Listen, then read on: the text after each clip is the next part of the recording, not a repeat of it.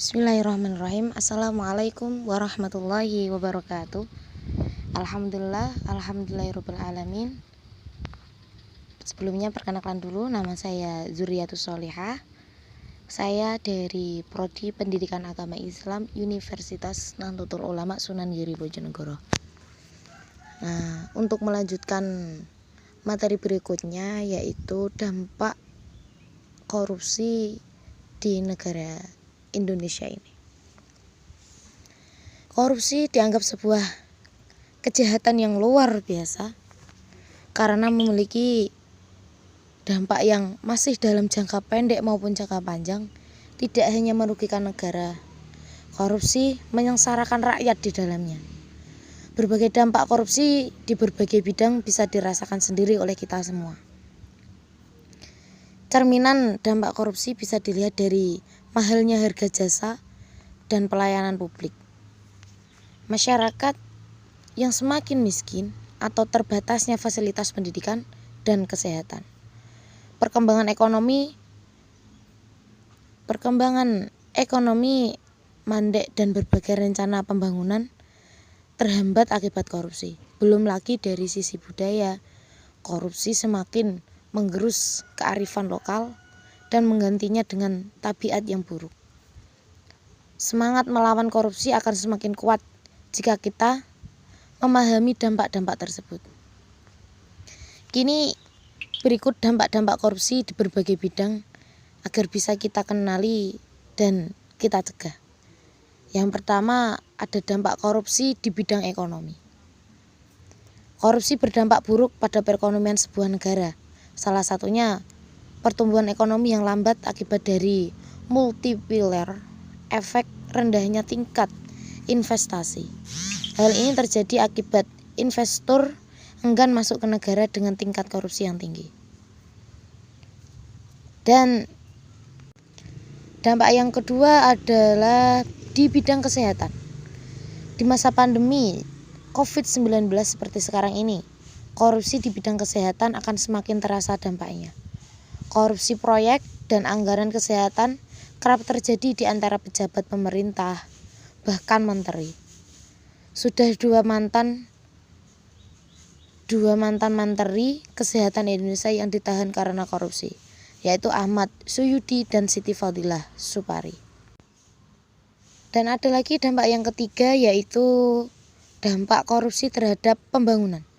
Salah satu sektor yang paling banyak dikorupsi adalah pembangunan dan infrastruktur. Salah satu modus korupsi di sektor ini menurut studi World Bank adalah markup yang sangat tinggi mencapai 40%. KPK mencatat dalam sebuah kasus korupsi infrastruktur dari nilai kontrak 100%, ternyata nilai real hanya tinggal 50% karena sisanya dibagi-bagi dalam proyek bancakan para koruptor. Dan ada lagi yang keempat, dampak korupsi meningkatkan kemiskinan. Mengapa? Karena kemiskinan berdasarkan klasifikasi Badan Pusat Statistik dibagi menjadi 4 kategori, yaitu yang pertama, kemiskinan absolut. Warga dengan mendapatkan di bawah garis kemiskinan atau tidak cukup menemui kebutuhan pangan, sandang, papan, kesehatan, perumahan, dan pendidikan yang dibutuhkan untuk dapat hidup dan bekerja dengan layak. Yang kedua, kemiskinan relatif. Kemiskinan relatif merupakan kemiskinan yang terjadi karena pengaruh kebijakan yang dapat menyebabkan ketimpangan pendapat. Standar kemiskinan relatif ditentukan dan ditetapkan secara subjektif oleh masyarakat. Yang ketiga, kemiskinan kultural merupakan kemiskinan yang disebabkan oleh faktor adat atau budaya yang membelenggu sehingga dapat tetap berada dalam kondisi miskin. Yang terakhir, kemiskinan struktural merupakan kemiskinan yang terjadi akibat ketidakberdayaan seseorang atau kelompok masyarakat tertentu terhadap sistem yang tidak adil sehingga mereka tetap terjebak dalam kemiskinan.